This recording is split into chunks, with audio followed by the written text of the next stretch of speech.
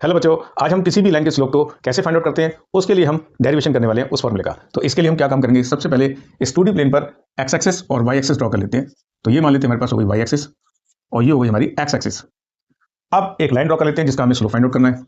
तो ये हो गई हमारे पास लाइन और सपोज करते हैं इसका जो इंक्लिनेशन है वो है थीटा। और इंक्लिनेशन ऑफ लाइन का मतलब यह है कि theta will be in the direction of positive x axis, और इसके अलावा थीटा को हमेशा मेजर किया जाता है एंटी क्लॉकवाइज डायरेक्शन में। और हमें यह भी पता है a line can be form by joining any 2 points.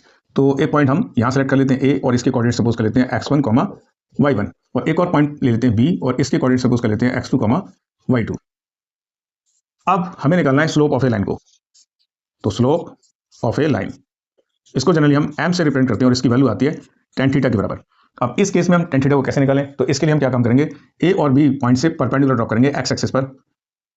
तो ये कोऑर्डिनेट हमें दिखाई देगा x1, 0, और इधर दिखाई देगा हमें x2, 0। तो इस पॉइंट से अब इस लाइन पर परपेंडिकुलर डाल लेते हैं और मान लेते हैं ये पॉइंट है सी। तो अब देखते हैं कि इसमें tan theta right angle triangle में कैसे दिखाई देगा, क्योंकि ये 90 आ रहा है तो ये वाला भी 90 आएगा। तो ये थीटा आ रहा है तो ये भी कितना आएगा, थीटा, क्योंकि corresponding angles are always equal when lines are parallel. तो अब इस ट्रायंगल में कंसीडर करने वाले हम एबीसी ट्रायंगल में।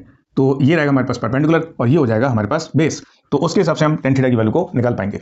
तो AC कितनी रहेगी, AC का मतलब रहेगा x2 में से x1 को सब्ट्रैक्ट कर दिए तो ये डिस्टेंस आएगी और ये डिस्टेंस आपको यहाँ दिखाई देगी। तो इधर आएगा यानी x2 माइनस x1। ऐसे हम BC को भी फाइंड आउट कर सकते हैं। ये पूरी डिस्टेंस आ रही है हमारे पास y2 और ये डिस्टेंस आ रही है हमारे पास y1। तो BC की वैल्यू आएगी y2 माइनस y1। तो इससे हम इस लाइन का स्लोप लिख पाएंगे परपेंडिकुलर यानी y2 minus y1 upon base यानी x2 माइनस x1।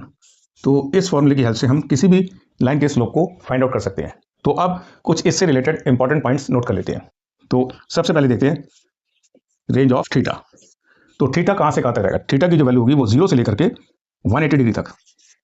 इसके अलावा अगर थीटा हमारा 0 और 90 के बीच में आ जाए तब यानी स्लोप कैसा रहेगा हमारे पास, पॉजिटिव, क्योंकि tan थीटा फर्स्ट क्वाड्रेंट में कितना रहता है, पॉजिटिव। तो इस केस में हमारे पास m की जो वैल्यू आएगी कैसी आएगी, पॉजिटिव।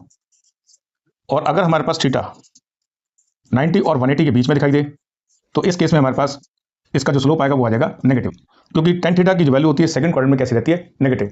अब मुझे बताइए कि वर्टिकल लाइन का स्लोप कितना रहेगा। Vertical lines means parallel to Y axis और वाई एक्सिस। तो इस केस में अगर हम देखें तो x1 और x2 की वैल्यू कैसे हो जाएगी, सेम। तो ये वैल्यू हो जाएगी हमारे पास 0, और जब 0 अपॉन में दिखाई देगा इट मीन स्लोप कैसा आ जाएगा, इस वाई एक्सिस का अनडिफाइंड।